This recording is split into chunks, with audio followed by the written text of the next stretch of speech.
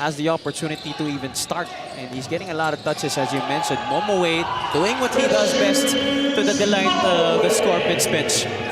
Defense galing dito kay Alpha ba, Precious Momoe in full speed, no? Galing sa labas, nakabuelo, pero na-stop ni Alpha ba. Alpha ba trying to muscle his way, but Precious swatting that shot.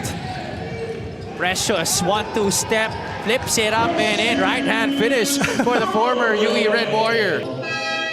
Trying to settle himself in, no? Ito si Precious Momoe. You can feel that there is some excitement to him playing his first game as we take a look at this impressive transition attack, defense to offense para dito sa Scorpion. Mas settle down. Yun yung kailangan, yung approach mo dun sa game, yun yung mga bagay na kailangan mo makontrol. Precious Momoe getting it off the glass and in.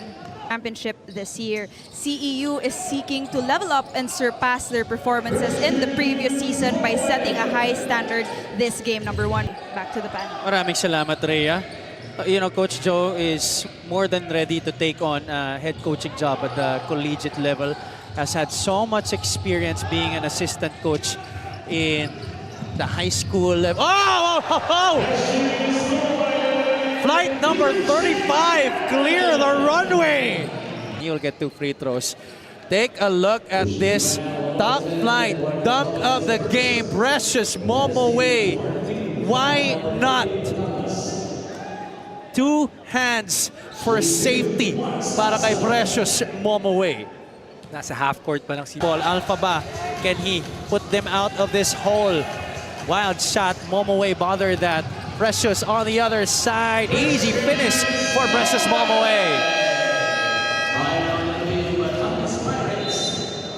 This is our top flight fast break of the game. Once again, defense to offense, specialty of the house para kay Precious Momoe. Masarap din maglaro para kay Coach Joe eh. He's such a great motivator and he's a good person. Kaya talagang magaganahan ka na maglaro para sa kanya.